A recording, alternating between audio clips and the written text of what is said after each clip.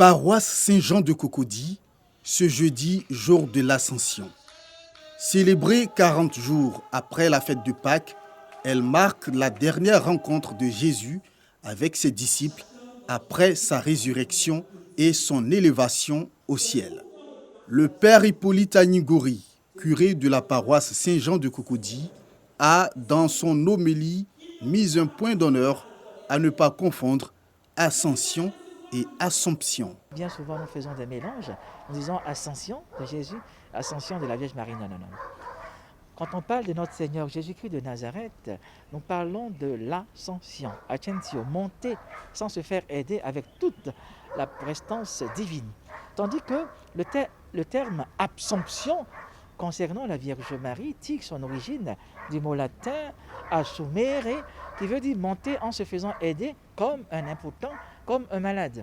Dans la mesure où la Vierge Marie est bien morte, et c'est dans sa dynamique mortelle qu'elle a été portée au ciel par les anges. D'elle-même, elle ne peut pas monter, parce que Marie n'est pas Dieu. Appelée solennité de l'Ascension du Seigneur, cette fête revêt un caractère particulier pour le chrétien catholique. Pour moi, personnellement, c'est Jésus qui monte vers son Père afin de nous laisser son Esprit Saint. Donc son Esprit Saint qui est une autre dimension de la présence de Jésus en nous, dans notre vie de chrétien. C'est une grande fête parce que c'est là que réside aussi tout le fondement de notre croyance.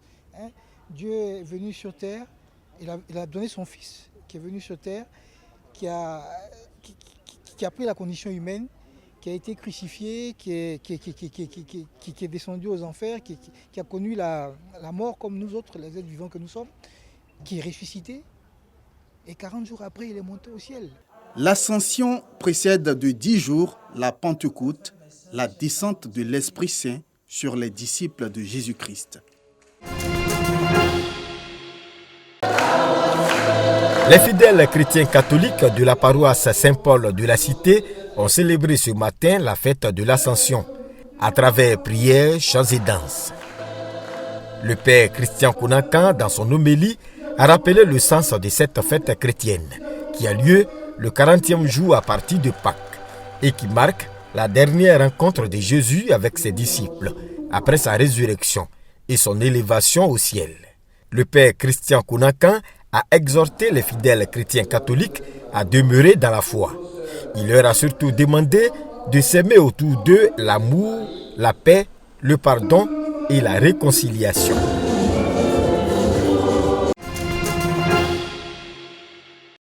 Elles n'ont pas été oubliées en cette fête de Ramadan.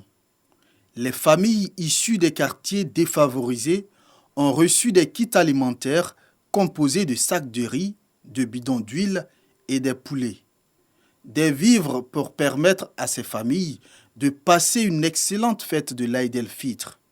Cette action de solidarité a été rendue possible grâce à l'organisation non gouvernementale OZ, organisation scolaire pour une école dynamique. Chère maman, ce n'est pas grande chose, mais nous vous demandons de prendre cela. C'est la première édition. Cette année, nous avons décidé de donner les kits à plus de 250 familles. Et nous comptons l'année prochaine de doubler, de passer de 250 à 500. Ce sont plus de 200 familles qui ont reçu des vivres dont le montant est estimé à plus de 2 millions de francs CFA. À l'initiative du Dr Ak Jahanmoun, fondatrice de la Fédération pour la paix universelle, les leaders mondiaux de divers secteurs d'activité ont jeté un regard critique sur les défis auxquels l'humanité est aujourd'hui confrontée et les opportunités de construction d'une paix mondiale durable. C'était ce week-end lors du 6e rallye de l'espoir en ligne qui a eu lieu en Corée du Sud. J'applaudis les efforts du Dr Ak Jahanmoun et des milliers d'experts qui ont approuvé la proposition de créer Think Tank 2022 dans le but de parvenir à une paix durable dans la péninsule coréenne. Bien menée, la réunification de la péninsule coréenne est réalisable. Nous devons tous travailler ensemble pour atteindre des objectifs importants. Nous avons constaté de grands progrès avec le président Kim et la Corée du Nord tout au long de notre engagement avec lui. Ce 6e rallye de l'espoir a été un creuset de réflexion sur la problématique de la réunification pacifique de la péninsule coréenne et surtout une rampe de lancement du Think Tank 2022, un réseau d'experts mondiaux mis en place pour poursuivre les réflexions sur la construction d'une paix mondiale durable.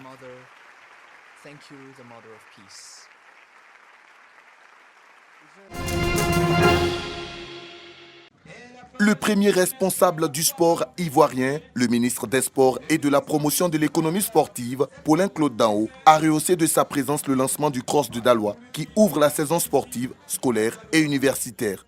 Aujourd'hui, c'est l'ouverture de la saison OASU qui montre que le sport, désormais, doit pénétrer nos habitudes en commençant à la base, au primaire, au collège, à l'université, pour que demain, dans la vie active, nous pratiquions le sport et que demain, quand nous serons des seniors, nous entretenions notre corps en faisant des activités physiques et sportives. Et l'OASU nous permet et nous permettra aussi de détecter les talents, d'orienter justement les jeunes vers les filières du sport pour que demain le sport devienne aussi leur métier par des formations qualifiantes à l'INJS, par des formations renforcées à l'extérieur pour qu'ils deviennent, eux, les opérateurs économiques de la filière du sport de demain.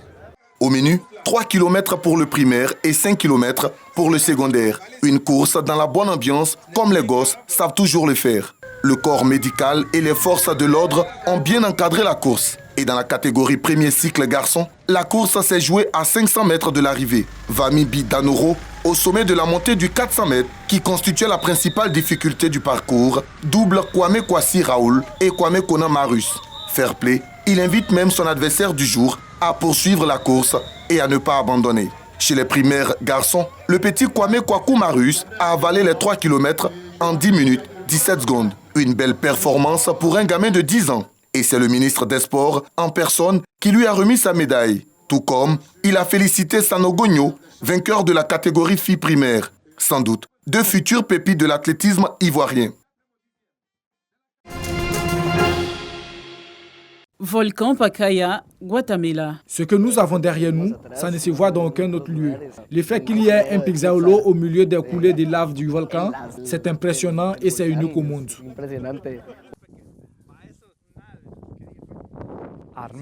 Un jour, j'ai préparé une pizza et je l'ai apportée ici au volcan et je l'ai mise dans une grotte chaude d'environ 800 degrés. Elle est sortie en 14 minutes et quand j'ai goûté la saveur de cette pizza cuite à la chaleur volcanique, je me suis dit, c'est une bonne idée.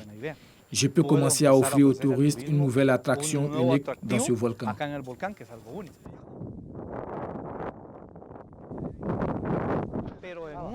Dans une rivière de lave, je dois m'assurer que la pizza n'échappe pas, que la température ne soit pas trop élevée et donc ça n'a pas été facile d'apprendre ici la technique pour ne pas brûler la pizza. C'est aussi un risque d'être à la rizière de la lave car la température est élevée entre 1500 et 2000 degrés, donc je dois garder un œil sur le vent pour m'assurer qu'il ne m'arrive rien.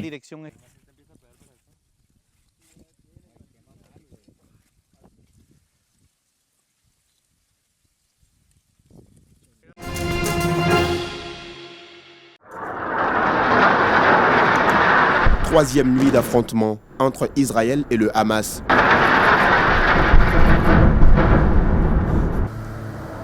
Le bilan des raids israéliens s'élève à 83 morts côté palestinien. Alors que les Palestiniens fêtent la fin du Ramadan. L'Aïd est arrivé. Le monde entier célèbre l'Aïd.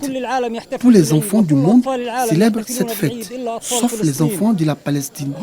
Ici, à Gaza, nous célébrons au milieu des martyrs, des blessés et des maisons détruites. Et le monde regarde silencieusement la bande de Gaza qui souffre à cause de cette agression sioniste et barbare. Des heurts ont aussi éclaté à Hébron, en Cisjordanie, entre manifestants palestiniens et forces de l'ordre israéliennes.